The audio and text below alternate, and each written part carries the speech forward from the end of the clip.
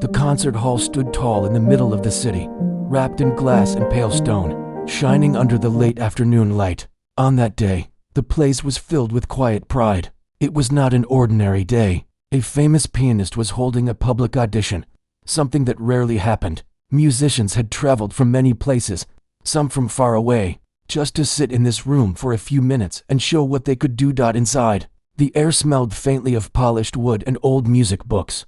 A long black piano rested at the center of the stage, its surface so clean it reflected the ceiling lights. People sat in neat rows, holding folders, whispering softly, or stretching their fingers again and again. Most of them wore fine clothes. Their posture showed confidence, sometimes too much of it. Many believed they already belonged on that stage. At the front sat the famous pianist, known around the world for skill and sharp judgment. Years of success had made this person respected, but also distant. The face showed little emotion as each performer was announced.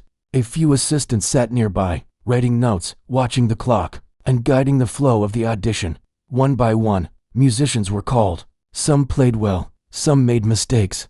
The pianist listened with crossed arms, stopping a few people early, allowing others to finish. The mood in the hall slowly grew tense. Every clap felt careful, every breath controlled.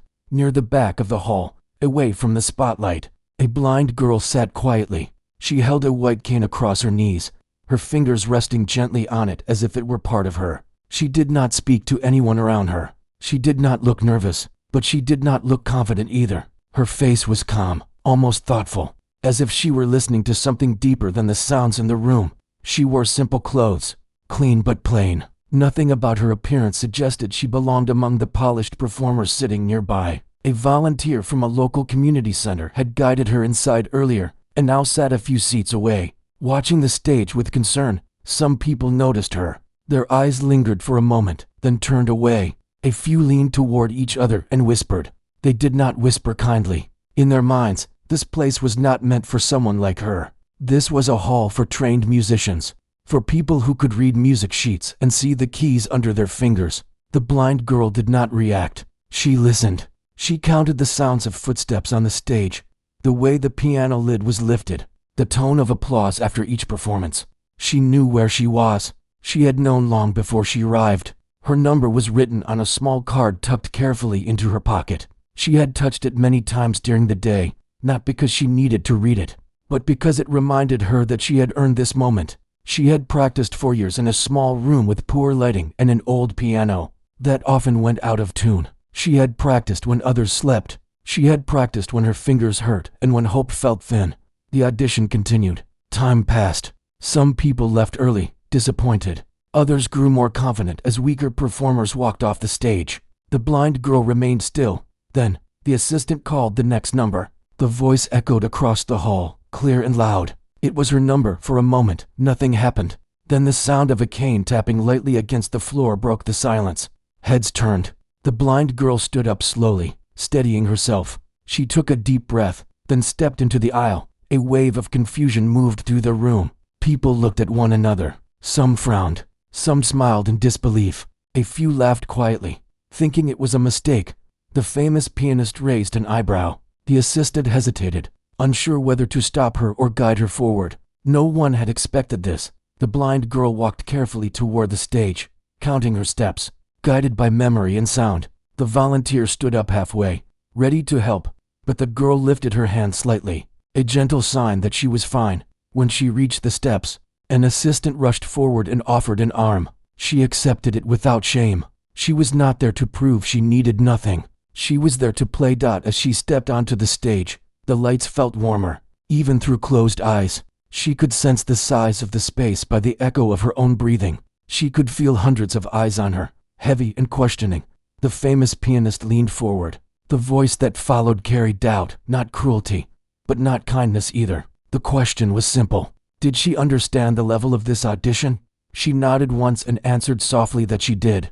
A few people laughed openly now. Someone whispered that this was becoming a joke. Another said it was cruel to let her try. The blind girl did not respond. Her face remained calm. Inside, memories moved quietly. She remembered the day darkness replaced light. She remembered the fear, the anger, the long silence that followed. She remembered the first time she touched piano keys after losing her sight.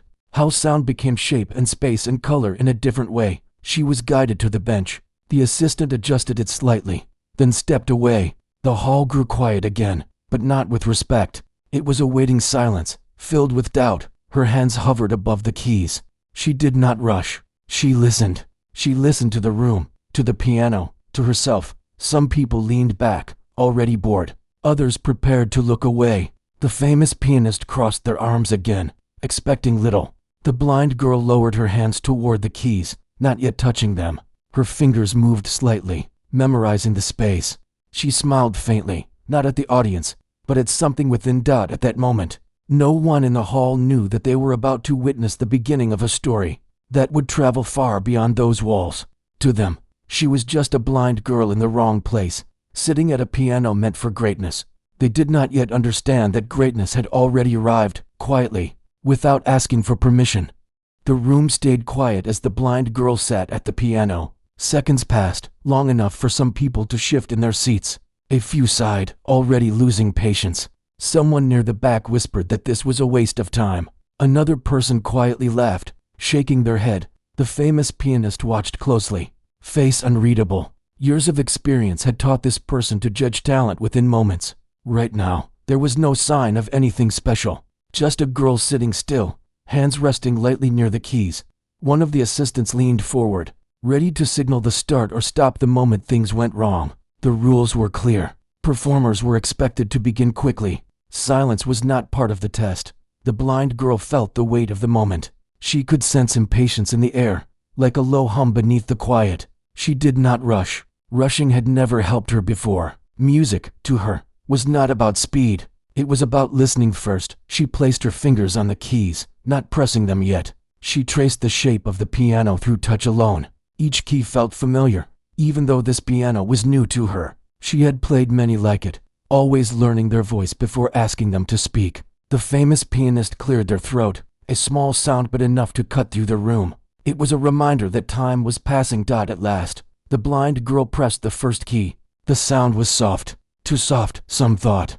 A single note floated into the hall, gentle and plain. A few people exchanged looks, as if to say this was exactly what they expected. Then came a second note, and a third. The melody was simple, almost childlike. It reminded some listeners of practice rooms and beginner lessons. A man in the front row leaned back, folding his arms. Someone else checked their phone, screen glowing faintly in the dim light.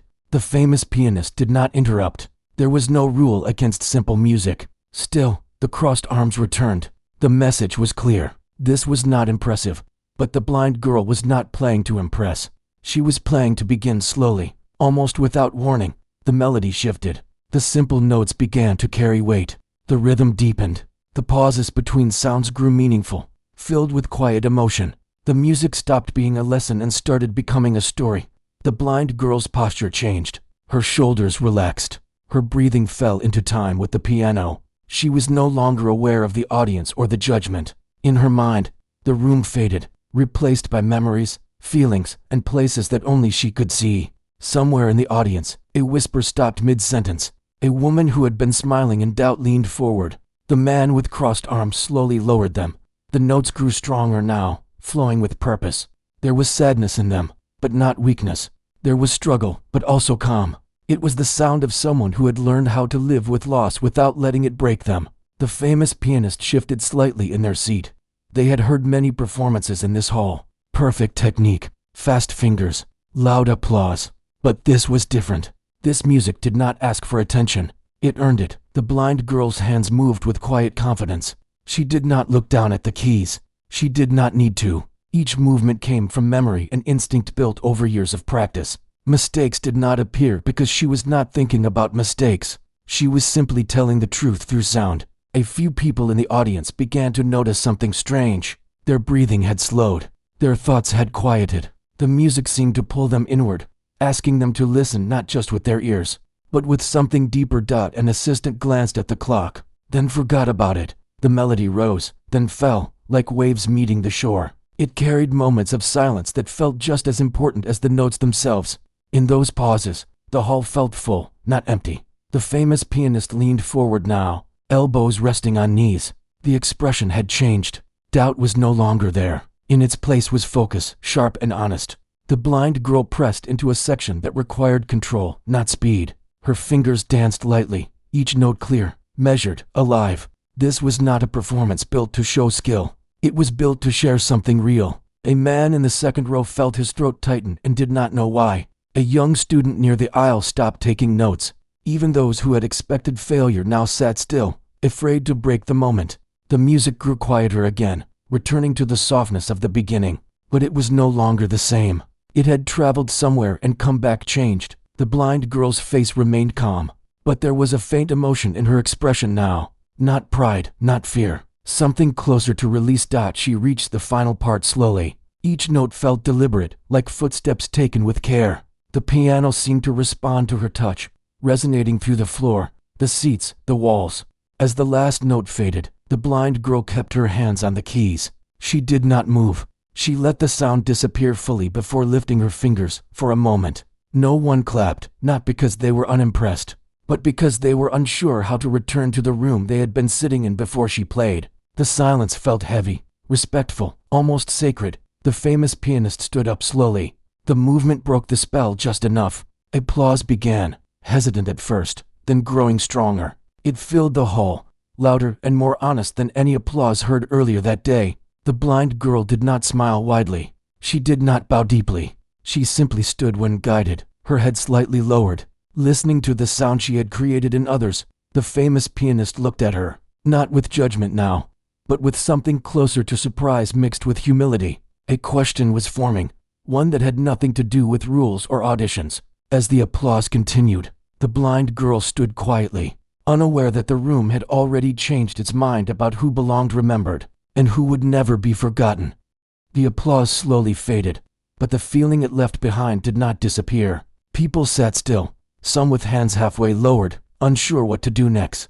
The blind girl remained standing near the piano bench, her posture calm, her face quiet. She could hear the applause end, could sense the shift in the room, but she did not yet understand what it meant. The famous pianist stepped closer to the stage edge.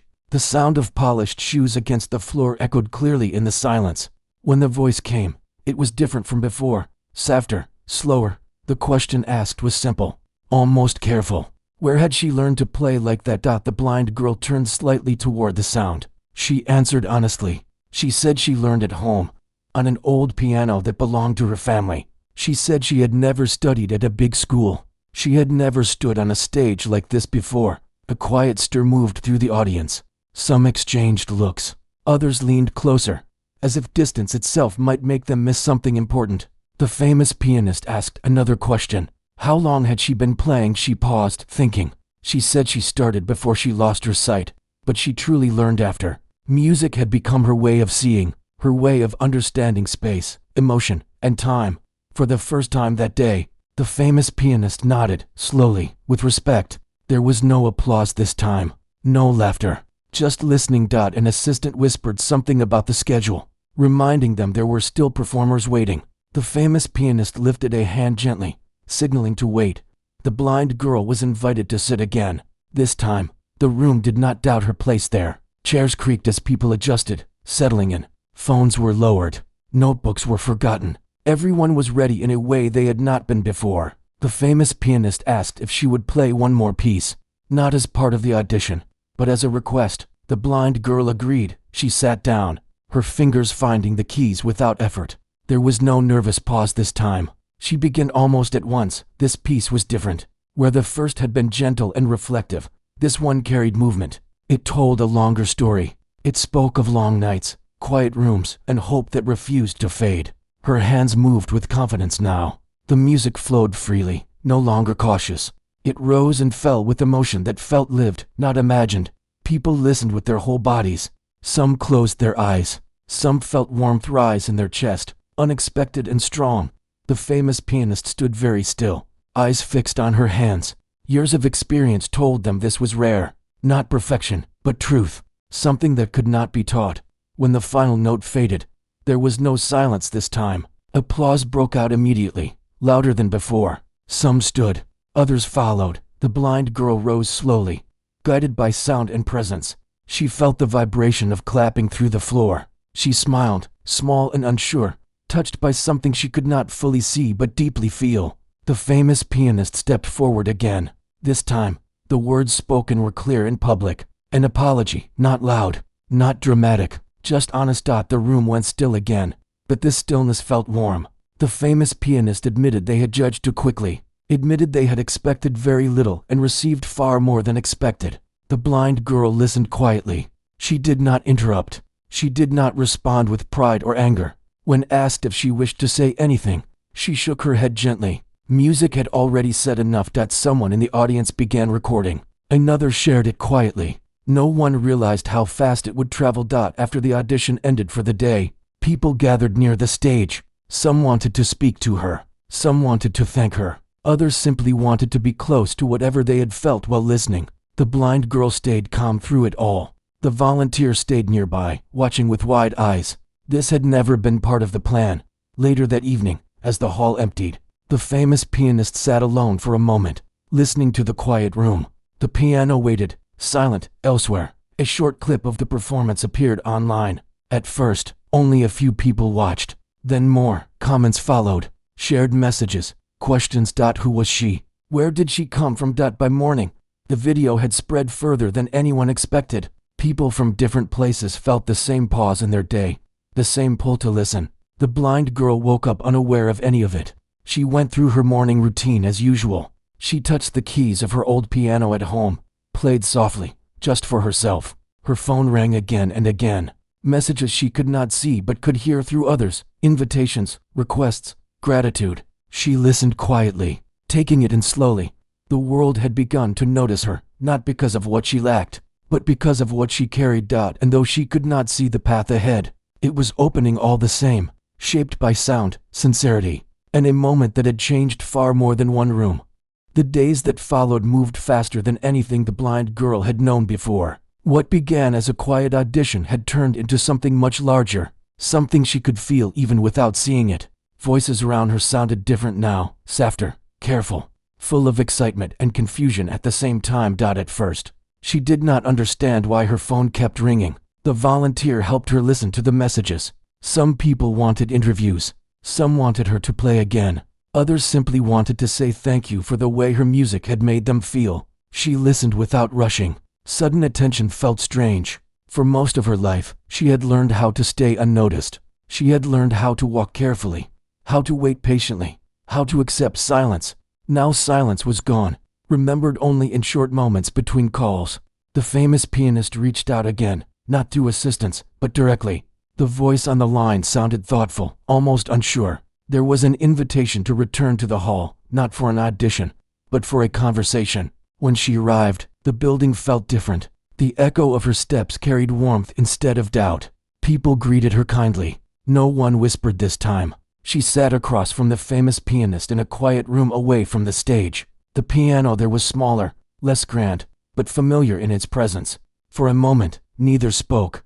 Then the pianist said something unexpected. They said her performance had reminded them why they first fell in love with music. They admitted that years of success had slowly built walls they had not noticed until now. The blind girl listened. She did not judge. She understood what it meant to lose sight of something important. The pianist asked about her life, about how she learned, about the moments when music felt like the only light she had. She answered simply. She spoke of long evenings practicing alone, of listening closely to recordings and repeating them again and again, of learning the piano not as an object, but as a voice. There was no pity in the room, only respect. Soon, news spread beyond the city. Short clips turned into full recordings.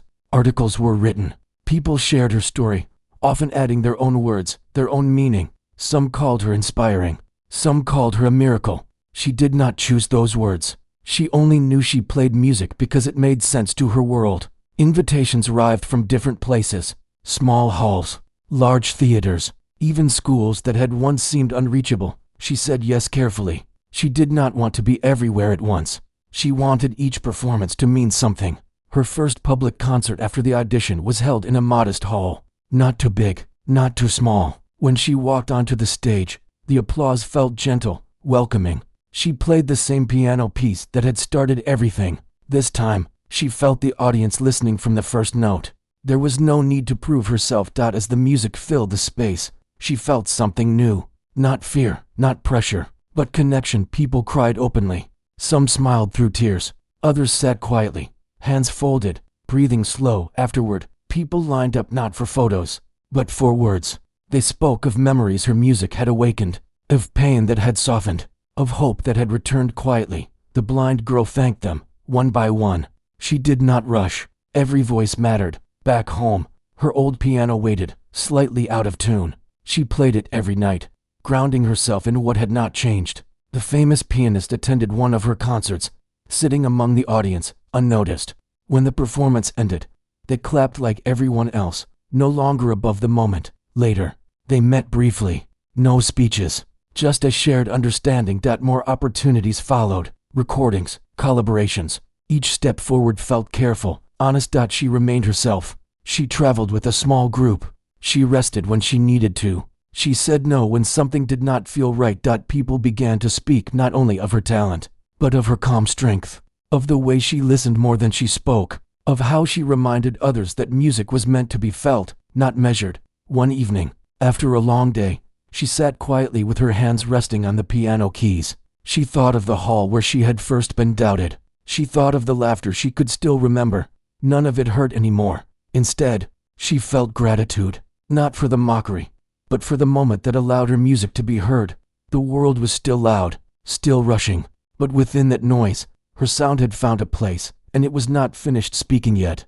Time moved forward, but the blind girl never felt rushed by it. The world around her continued to grow louder, fuller, and more demanding, yet she kept a quiet center within herself. Each invitation she accepted, each stage she stepped onto, was chosen with care. She never wanted the noise to drown out the reason she played. Her music began to reach people who had never stepped inside a concert hall. Short recordings were shared by strangers who wrote simple messages about how a song helped them through a hard day. Letters arrived from parents of children who felt unseen, from elders who thought they had already lived all their meaningful moments. She listened to every word, not because praise mattered, but because connection did. When she performed now, she no longer felt the sharp edge of doubt from the audience. Instead, there was anticipation, a gentle leaning forward that she could sense through the room. Still, she treated every performance as if it were her first. She arrived early, touched the piano, listened to its voice, and allowed herself a moment of quiet before beginning. The famous pianist remained part of her journey, but no longer as a figure above her. They spoke occasionally, sometimes about music, sometimes about silence. They attended her performances not as a judge, but as a listener. In private moments, they admitted that her presence had changed the way they taught and the way they listened to others. As months passed, the blind girl was invited to speak at small gatherings and schools. She never prepared long speeches. She spoke simply, telling people that music had taught her how to trust what she could not see. She encouraged young musicians to listen closely, not only to sound, but to themselves. She did not promise success. She spoke of patience, of practice done in quiet rooms, of loving the process even when no one was watching. At home, life remained gentle. She still played her old piano, still noticed its flaws, still loved it deeply. She walked familiar streets, greeted neighbors who now recognized her voice before her footsteps. Fame did not replace her roots. It rested beside them. One evening, she returned to the same grand hall where everything had begun. This time, she was not auditioning. She was invited to perform a full concert. When she stepped onto the stage, she paused, letting the memory of that first day pass through her. She remembered the doubt, the laughter, the heavy silence before her first note. She did not feel anger. She felt gratitude. As she played that night, the music carried all of it. The fear that once lived in her chest, the courage that grew slowly, the understanding that worth does not need permission. The audience listened, many unaware of the full story, yet feeling its truth all the same.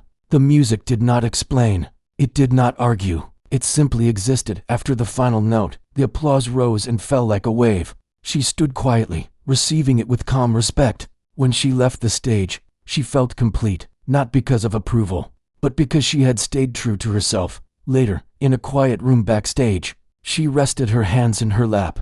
The volunteer who had once guided her into the hall sat nearby, smiling softly. They shared a moment without words. The blind girl knew her journey would continue to change. New challenges would come, new rooms, new expectations. But she also knew something important. She would always have her music, and her music would always have her. The story that began with mockery did not end in revenge or triumph over others. It ended in understanding, in listening, in a reminder that greatness often arrives quietly, asking only for a chance to be heard. For those who listened closely that first day, and for those who would listen years later, her music carried the same message. Do not decide too quickly who belongs. Do not confuse silence with absence, and never underestimate the power of a human soul that has learned how to turn pain into something beautiful.